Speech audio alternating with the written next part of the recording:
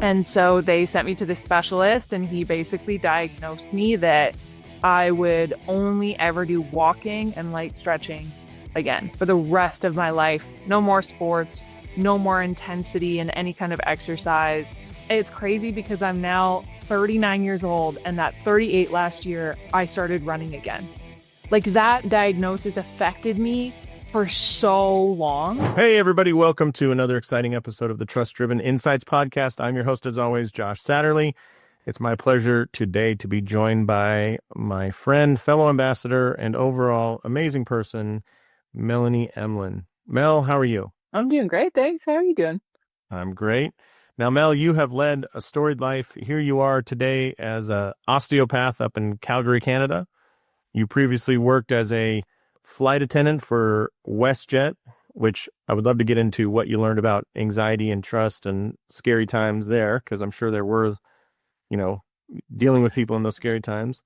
You deal with some people that have scary and rough times now, healthcare-wise, right? But before we hit record, you were telling me about your journey of vulnerability, of humility, of getting your soul crushed at a couple points. So let's just jump right in. Let's go back to Mel. There she is. She's 19, 20 years old. And you said you were playing a lot of high-end rugby, right? Yeah. I was playing a lot of high-end rugby. I had these big goals to play for Canada, and sports was really big in my family. So I dedicated everything to that goal. And then in 2006, 2007, I was in 3 car accidents back to back to back. And as I tried to kind of pull myself and rehab myself out of the injuries, I would get back on that field and I would break a wrist, dislocate a knee, whiplash. It was just brutal. And so I went to a specialist because I had all this crazy chronic pain at such a young age. I had headaches, TMJ. I couldn't sleep. I had anxiety. And it wasn't the injuries from the car accidents. It was that when you went back to return to sport, you would have a whole lot of injuries that didn't make sense. Is that what I'm understanding? No, it was kind of like, it was like unresolved from the car accidents. I would train myself back and then I would start playing again. I would get injured and it would kind of flare up like everything that was going on in my body. Then I would get into another car accident and I would flare everything up for like months. Then I would finally get back on the field. Then I would break a bone. It was crazy. Talk about the universe sending you signs. Like, maybe this isn't the right path for you. I was getting knocked on my ass. And yeah, so I had a court case up in Canada. You got to fight for your insurance money. And so they sent me to the specialist and he basically diagnosed me that I would only ever do walking and light stretching again for the rest of my life. No more sports. No more intensity in any kind of exercise. And that probably by my elder years, I'd be in a wheelchair, which is kind of like shocking. Yeah. And like, this is like what he said, like no hiking with your family, no running a marathon, for recreation, like just basically like be a homebody. Yeah. And this is somebody that's playing like the highest level of sport, like hoping to play for the national team. It ruined me. And like, you want to try to not believe those things, you kind of push back, but like naturally it seeps into the cracks and it starts to develop in your psyche and you make decisions based on that. And it's funny because it was only probably about 5 years later that I ended up becoming a yoga teacher because I was like, well, that's safe, right? They told me I can only stretch and I can only walk. So like, this is a safe thing for me to do. Yeah, it's like your pursuit of sport, but it's like the only safe sport's yoga. So like, but I'll pursue it and do 5,000 hours of training. Yeah. And I honestly, it's crazy because I'm now 39 years old and at 38 last year, I started running again. Like, that diagnosis affected me for so long. Like, it's crazy. It's like 20 years, right? And people are told these huge things in their lives that aren't necessarily true, and placebo effect and a diagnosis is just so heavy. You've got to be insanely mentally strong to say no and to fight back when someone's a professional giving you that diagnosis. You trust them, right? You have to an extent. They're the professional, and it carries like so much weight, I think. Yeah. I think a lot of us as clinicians underestimate that. Like if I were to tell you like, hey, maybe don't run for a week, you would be like, okay, I have some knowledge of what's going on. But when we tell a patient and they're looking at us as they're the most amazing medical person in their life and they'll believe everything we say no matter what, the impact of that creates so much anxiety that we often underestimate. And we don't realize how big of a hit they just took. And both in like they're thinking of how do I modify my life, but then also the emotion of, oh my God, I can't run, and I think, I hope people realize sometimes we underestimate that. And it's always important to maybe stop, especially during your instruction phase of a patient, and ask, they call it the Teachback method in the research, but just ask like, Mel, what did you hear me say right there? Or teach me back what you heard in that situation, And you might have said like ease back on running for a week. And they heard, you said that I'm never going to run again in my entire life and that running will kill me. Like, that's not at all what I said, but okay. I'm glad I asked. Yeah. And I think because I've been in that scenario before, I'm very cautious. I could probably still be more cautious. Yeah. But it's nice to know, like, I've been in that situation. So I'm very careful of what I'm offering someone. And I'm always giving them a positive spin of like, hey, this might not be forever. This can change. My experience has been, I've seen it change in like sort of these timelines to give someone an idea. But then, I think it is that asking of like, what did you hear? They're like, I'm over. Life is done. Right. I can't do anything anymore. And I think about a client I had yesterday who she's in very, very intense burnout. And it wasn't until I asked, do you think you might be in burnout, that she was like, oh my God, I am. I think they do need us a little bit to kind of offer that mirror. Yeah. Yeah. Without it, they just keep going until something falls apart. But right. But it is interesting too, where we ask questions and it's almost like people put walls up. Like a very common thing, I don't know if you hear this from your patients, but in the world of chiropractic, I hear this all the time. They'll list their symptoms. Oh, I have back pain, and my hip, and my knee sometimes hurts, and then they'll follow it up with, I know exactly what it is. And that's like a sign for high anxiety, low knowledge. To me, I'm like, that's a red flag. Usually, I've never had anybody say I know exactly what it is and then immediately tell me the right answer. I know exactly what it is. I was in the garden the other day and 2 butterflies landed on my arm. Like, I know that's why I have back pain. And you're like, what? Like, how are you even doing that? But I wonder if that's like a defense mechanism because they are scared to hear your version of what it is, Yeah. Well, it's scary to not know about your own body. Right. Yeah. Like, what a wild sensation that we carry around this like tissue and bone, and we like don't understand the language of it. Sure. And then someone else is like, oh, I know the language. I can unravel it. Actually, it's been speaking like this language. And they know. And you're like, why don't I know that? That's wild. Right. I've lived with this body. So going back to like your journey of getting knocked down, pursuing yoga, take us through 20-year-old banged up, broken Mel into you becoming an osteopath. Like that. Yeah. That sounds like a weird, a weird pathway. Yeah. A weird pathway with a great ending. But like, how did that occur? Because I'm guessing it had to do something with you trying to figure yourself out. 100%. Nailed it. Yeah. So I was very lucky that there was an athletic therapist that was involved in the rugby club. And when I started kind of working with her with my original injuries, she was going to school to become an osteopath. Okay. So she was always trying all of these different things with me. And I had never had someone sort of address like my IBS or like, let's talk about the anxiety. It was always like, hey, muscle, like, let's do this, or injury here. Let's do this, like one specific area, one technique. She was really opening it up to all of the different elements and symptoms that I was experiencing. And I met her at, 17 years old, and I worked with her consistently every single year. I probably saw her every 6 to 8 weeks, maybe 2 months for every single year until I moved here, which was about 8 years ago. And I love every modality. I think there's so many beautiful things about everything, but there was something about going to her, the relationship we developed, the fact that she had known me for so long, she knew the sport really well. She offered me a lot of insights into my body that I didn't really know. And it's a steep learning curve when you're starting to sort of push back. You're told like no pain, no gain your whole life and just like push through. Especially in like rugby. Rugby's a hard-hitting sport, right? Yeah. Yeah. I mean, nobody is leaving the rugby field after a match thinking, I feel fine. Like, No. like I didn't feel anything, Yeah. No, that's literally impossible.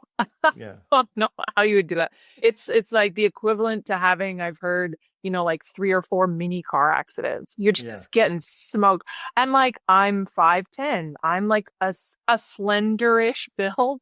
So I got destroyed on that field all the time. Long limbs and height are great in volleyball, but not so much in rugby, right? You want to be built like a fire hydrant, like. Yeah. I was like a Muppet, just like limbs everywhere, grabbing balls, grabbing jerseys. But yeah, that was my sort of intro to osteopathy. So I got to work with her forever. I really loved the practice. I was always curious about it. And I just wanted to know and understand more. She introduced me to things like Pilates. I ended up going to the Institute of Holistic Nutrition in Vancouver because we were talking a lot about like my IBS and trying to figure out like different things that I could do. My doctors just prescribed me medication and they were like, you're going to have this for the rest of your life. There's nothing you can do. Literally said there's nothing you can do after I went to a specialist, a gastroenterologist. And so I think I've always been pushed into that path of like, you got to figure it out by yourself. I unfortunately had lost a lot of trust with certain medical professionals. And so I always like to have a layer of my own knowledge coming in so that I can chew on something that's offered, maybe look it up and do a little bit of research and then decide somewhat for myself to an extent. I mean, I'm not talking about surgery or something very serious, but minor strains, pains, and issues. Like, yeah, I give a lot of pushback now, which is unfortunate, I think. Imagine a practice where patient engagement is seamless and unified. With TrustDrivenCare, connect with patients across text, email, social media, and Google Business Chat, all on autopilot. Empower your team to step in effortlessly and engage in real time from anywhere. Say goodbye to multiple software and hello to a simplified practice and life. TrustDrivenCare is the all-in-one solution to save time, boost revenue, and build patient loyalty. Book your demo today and watch your schedule start to fill up. Now, back to the show. Looking back on that experience, experience is great because it can be like a tool to improve our own life, so I use this example with our team all the time, but my wife worked at this company and at her 10-year anniversary, she got a eval that said top marks everywhere, nothing to improve, blah, blah, blah. And in the same conversation, she said, well, I want to move on to like management or supervisor position. Like, oh, well, we just don't think you have it. And it's like, but you literally just gave me the highest marks I could get on eval. And like, so what's the limit? Like, what do you need, And then the kind of crowning moment was that they sent her a gift for her 10-year anniversary of the company. And it was a toaster oven, right? Like, go be in the kitchen. Yeah. And it wasn't even like a really nice toaster oven. It was just like the classic, like Walmart style. But anyways, so what we took from that is when we started a company, we were like, we're never going to treat people like that. We'll like be honest about where you need to improve because I think everybody you don't want the highest marks unless you truly have earned them. But if you have an area to improve, like don't BS us, right? So anyways, we always took that approach. But we wouldn't have ever taken that approach if it wasn't for that experience and how hurt she felt and disappointed and frustrated. So going back to your experience as a patient and these times where you lost trust, what are some things you do in your own practice now as an osteopath that you're like, regardless of what's going on, I will not violate this, or I will do this for every patient? Is there anything that you find yourself doing because of how much you were hurt, because of how much anxiety you had? Well, I think one of the saving graces of being an osteopath in Canada is that I can't diagnose. So that automatically sort of strips me of those heavy, heavy words. And when I find something that I think might be in that realm, I'll usually send them potentially to someone else so they can get that box checked, which it sort of allows me to always take a step back and know that I'm potentially not, laying down the law with like, it's black and white. And I put a lot of onus on my clients of like, how does that feel? Or, when I say there's the potential that you could be looking at this sort of dysfunction, or, maybe getting blood work to rule out some of these things, how does that feel? Like, I'm checking in with them, because that, I think, is sometimes what's missing. It is like the connection to someone's feelings in this experience. We can just look at the physical body of like, oh, well, you've got a torn supraspinatus. Can almost guarantee, but like, how does that feel? Like, that's crushing for people to be like, I've done this to myself, Yeah. And then I'm always trying to bring it back to like, look, I see this all of the time, or I've experienced myself. And sadly, a lot of times I have experienced a lot of things myself. And I think that it just brings it back to normal of like, don't worry. This isn't you failing your body. This isn't like something that's super unique and abnormal. I see it quite often. It's common. And let's maybe explore some of the reasons why it's happening. Yeah. Yeah, that is interesting, because I've, as a chiro, like, I've had people come in and they go, oh, I had an x-ray like 10 years ago and I have degenerative joint disease. Oh. And you're like, I have gray hair, and everybody I know my age has gray hair. And that, like, to us, it's nothing, but to them, they think that will define them for the rest of their life, Yeah. Or I think blood work's a perfect example, because some people think of that needle going into their arm as like the end. Like, this is the start of the end. And some people are like, no, I have blood work every 90 days. I just want to know what's going on. I'm just checking my hormone levels, or I'm just checking whatever. And then, it's interesting how we interpret things. I'll tell you a funny story. I had a friend who, when she was like in her late 30s, she went through a battle with breast cancer, and she was successful, but she said her daughter was like 5 or 6 at the time. And one day her daughter woke up and was sick, and her daughter went to the bathroom and threw up, and came running out like, Mommy, guess what? I just threw up like you. Because my friend had thrown up so many times from chemo, and the daughter perceived it as like a step in growth. I've thrown up. Like, I learned to walk. I learned to talk. I learned to throw up. And it was such a learning experience for my friend, because she was like, you don't think but what else would a kid think? Like, that's what adults do, right? They drive the car, they throw up in the toilet and all these things. And she was sad, but also her daughter has never, ever thought of throwing up as like a bad thing. It's just a normal part of waking up and brushing your teeth, We can have that perception about things, Well, and maybe it's like the perfectionist culture that we live in, right? It's this like avoidance of failure, and like failing in our bodies is sometimes like failure is out of our control. Gravity is out of our control. Like, degeneration is literally going to happen. There is no way to avoid right. this. Except for dying. That's the way to avoid it, is die. For sure. Yeah. That's a good cure. Solid. Yeah. They should just start selling it. All right. 100% successful though. So that's the moment you stop degenerating. It's like, yeah. Line up out the door. Yeah. But yeah, I mean, it's funny, our perspective. So I really think that's smart, like checking in with the patient and saying like, how do you feel about that? Or what are you feeling? Not just about the diagnosis, but about the treatment or the steps to get there. If I send you for blood work, if I send you for an x-ray, if I send you for an MRI, what do you feel about those things? And do you perceive that to be like, we think of a diagnostic test, an MRI.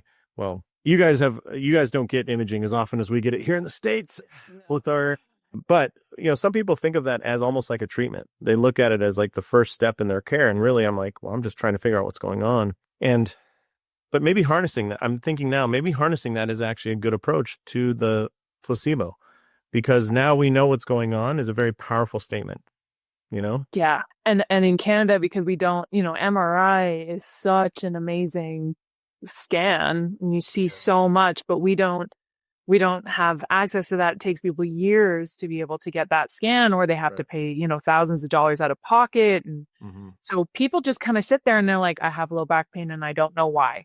I have low back pain and I don't know why. If they went and got an MRI, they would pretty much know immediately and then be able to treat.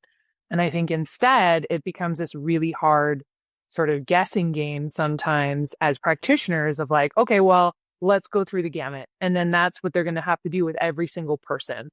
All the special tests and all the range of motions and the history. And that's exhausting for a lot of people. It's a lot of time and it's a lot of money. If you don't have insurance coverage, or even if you do, sometimes you can run out of it pretty quickly. But just the reassurance of knowledge is sometimes better than medication, Yeah. Just cut to it. Yeah. I want to jump into a couple other questions I have for you. All right, let's go down this. You and I know each other because we're both ambassadors for the most amazing EMR out there, Jane. Woo. Woo! Go, Jane. But one thing that is clear when I see you as an ambassador is you are amazing at building community and building kind of the feeling of trust between providers and between people. What is it that you understand, or what is it that you do that allows you to do that? I'm sure part of it you're going to be like, I don't know, I just what I do. But I hope you see that you are incredible at building those relationships and community. But I think the reason I ask is there are so many clinicians out there that are trying to establish themselves in maybe like a subspecialty. Like, let's take infertility for women, right? Community is huge in that world. The support, the feeling of like, hey, this is going to be a long journey. I need people to walk it with me. Then you look at, there's a triathlete group out here that's like an over 50 triathlete group. And it's like a different vibe than the 30-year-olds and the 25-year-olds who recover in 2.5 minutes, right? But you seem to have a knack really for building that community. And I think can be so powerful in helping people with their clinic and their impact they want to have. Any tips there? Observations? Tricks? Yeah. Well, I think I know maybe too much about why I am that way. Growing up as an only child, just always sort of seeking other people, other kids to like fill that space of like boredom and loneliness that comes with being an only child. I had a single mother. She worked a lot. And so I always kind of found myself seeking out the groups, and the groups were, sports, after school care, clubs. Mm-hmm. And then unfortunately you graduate from high school and you're like, where do I find this? But I still played a lot of sports coming out of it. And that community was just so incredible and so supportive. And it really fed me in a big way. And when that started to shift into like business and community, I was like, well, if I keep these connected, like this is how you grow, because innately we all want to help each other. We all want to support one another. And as soon as you bridge that gap between community and, your business, let's say, people do the work for you because they know you already and they love you and they trust you. And I'm also definitely more on the empathic side. So like very feeling, and I need to see someone. I need to be face to face with someone to get a feeling of who they are and how they are. So it's great to have a website and it's great to have social media. But as soon as someone you trust is like, I've gone there, she's awesome, or he's great, or, they're the best, I'm sold. I just need to have that connection point. And that happens when you're out, you're in the community. I'm in a run club. I work at different yoga studios. I go to fitness events in the city. It's helpful that my ideal client is also very similar to me and has similar, passions that drive them. And so these conversations just come up super naturally. And that one-on-one moment is like instantaneous, and I'm not showing up like hungover and in the worst shape of my, like, I know that when I show up in community, I'm always representing like my brand. And so, I am a good version, if not the best version of myself most of the time in those scenarios. And I find I don't really have to try. It's not about meeting everyone. It's just about like making those authentic connections. And that person usually jives. We already have similarities because we're in that same space, that we already share a passion. The conversation when they come to see me flows so quickly, and then they just send me everybody. So being authentic, both in your where you go, the groups you join, what you're part of, has served you well. Yeah. Yeah. Yeah. Where do you think, when you look at other like healthcare providers or other people that you're like, do you see a common thing that they do that limits their ability to connect? Oh my gosh, yes. There's so many things. I think, we learn the body so well, and then we don't necessarily always learn like the business side. And even if you have a business name, like you are part of your business. So people want to know you. They don't want to see like, fake photos of stock photos of some other space with other humans. Like they want to see you in front of the camera so they can get to know you. And I mean, to always breaking down the barriers of trust. That's it. It's scary. It's scary to like go. We should name a business after that. Anyway, come on. If only. Yeah. But that's it, is like you need to showcase who you are. And people are so uncomfortable, with getting in front of the camera, with taking photos of themselves, with sharing the fact that they even have a business in a public space. It's like, put your hand up and like shout from the rooftops. Like we're so afraid of, I don't know, being judged and judging ourselves. We're so critical of ourselves, but that is such a barrier. I will compliment you on that quite a bit. Like you are very vulnerable in your social media. Like you talk about the hard times, they talk about the times that you woke up and felt like crap and stuff you struggle with, which I totally appreciate. But the other side of that vulnerability or like authenticity is like your amazing humor. And so some of your posts are they're funny in a self-deprecating way, like you'll act goofy, or like when Calgary, the Stampede was coming to town, like, you danced with your friends but in a way that you're comfortable having people laugh with you and at you at the right times. Yeah. And I think that that's a huge part of vulnerability, because so many people, especially on social media, are like, well, I can never post that. What will people think? Mm-hmm. And you come across as they'll think exactly what they think when we're together. Sometimes I'm goofy. Sometimes I'm smart. Sometimes I'm driven. Sometimes I'm scared.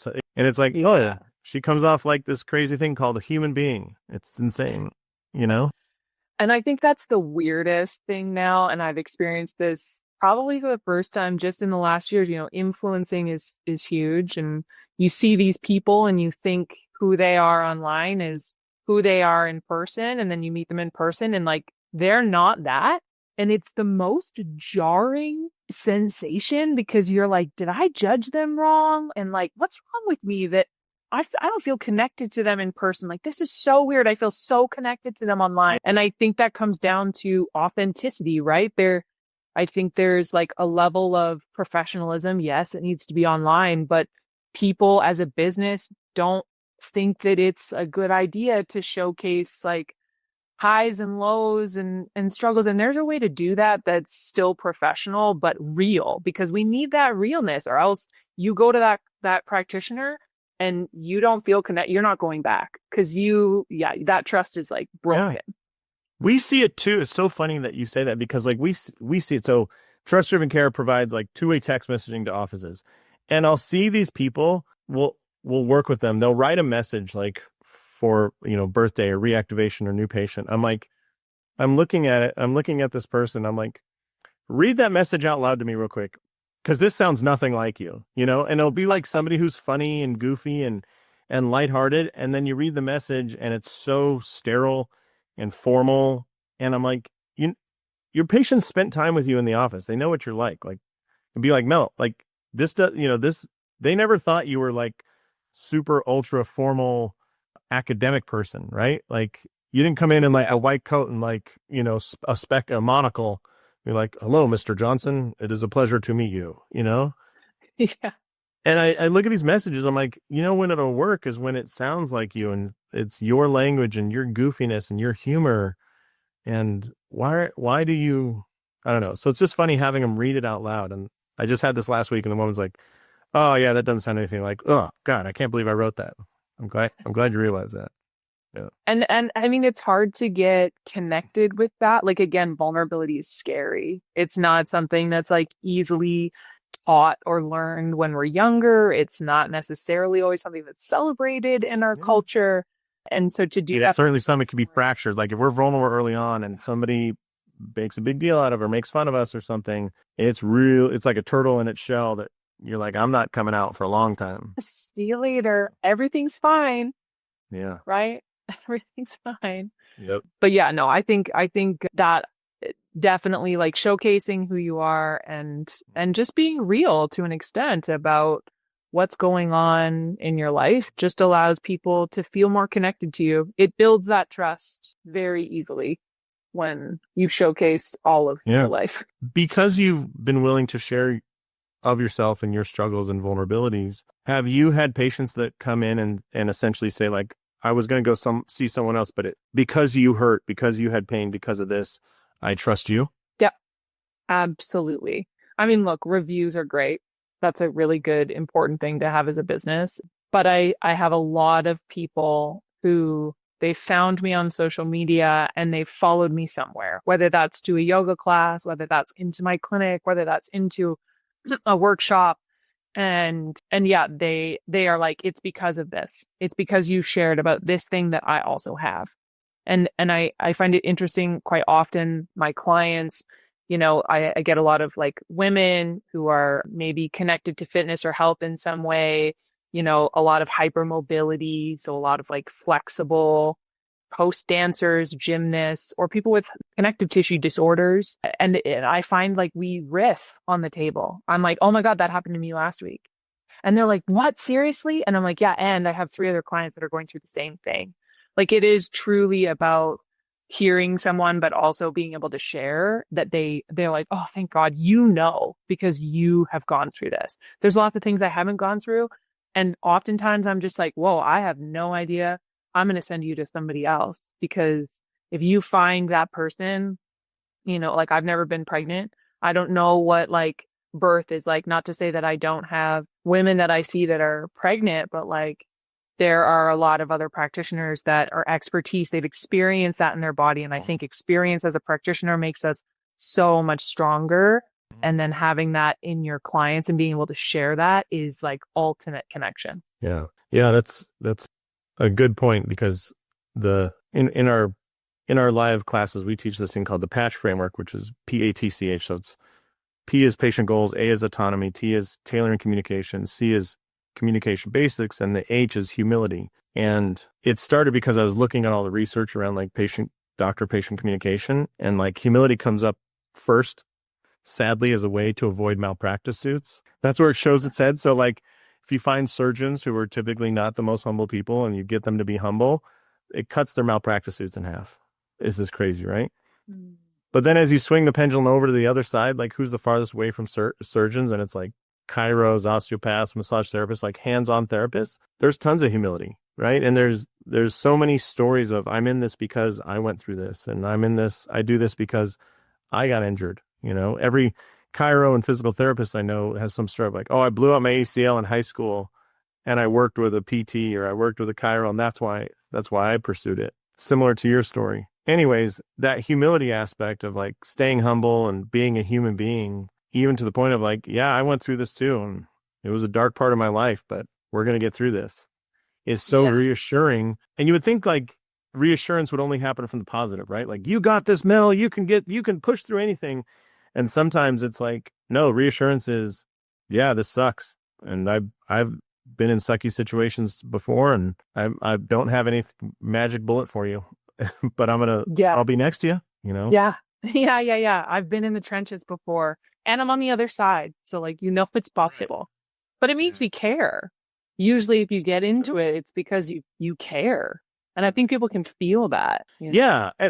I guess I bring it up because I think there is sometimes this thought of like, I'm going to walk into that provider's office and walk out fixed. Yeah. And like, there's very few things in healthcare where like one visit could possibly fix the thing. Maybe a hangnail, you know, but like these things that are lifestyle diseases, low back pain, being overweight, infertility, in diabetes, like they're not going to they may never be fixed. Right. Mm-hmm. And yet we need to support people in that. They still go through that journey. They still have that battle. So it's, I guess, as I'm saying this, I'm just observing, like, sometimes that's the role we play. It's not what joint exactly did you treat in what direction. It's just like, did I support that person in their process, you know? Yeah. I mean, again, we're so like disconnected as a society, as a world to an extent, that I think having that connection and giving your ear, listening, and just saying, I see you. I see your pain. It's terrible. And yeah, I can like hold your hand in this session. Away. I can't take it away. Yeah, there's nothing I'm going to be able to do. Yeah. Yeah, who does that, right? Like outside of practitioners, who does that? Like family members, you know, like maybe. Yeah. Or like offering clergy, like sometimes that's the role that, supporters play, is like, just be there with me. All right. Well, I don't want to end this on a down note. So my last question. Yeah, you were an amazing flight attendant for a while. And in some weird way, I think of it as that's also a time you're dealing with people who are scared, high anxiety, don't know what to expect, and a lot of stuff out of your control. Like you can't control turbulence, and it scares the absolute hell out of people, right? Mm-hmm. Any insights you have there that you learn there to control the room or keep people, in these very scary times? Anything you learned there that you bring to your practice now of reassurance and, I don't know if you serve a nice cheese tray or anything with a wheeled cart, but not the worst idea. Yeah. Yep. Some cookies and bits and bites for after your treatment. That's right. Yeah. I mean, it wouldn't be bad, No, it wouldn't be bad. That's such a good question. And I'm actually, like, as you were talking, I was having a realization. So one of the most important things as a flight attendant is de-escalation. That is number one. You are in a tin can in the sky. So many things can go wrong. And no as exits. people are, no exits, like people are heightened. And if you set someone off wrong, right? People have, in protection of something, killed someone by accident on a plane, right? So that de-escalation is so, so important.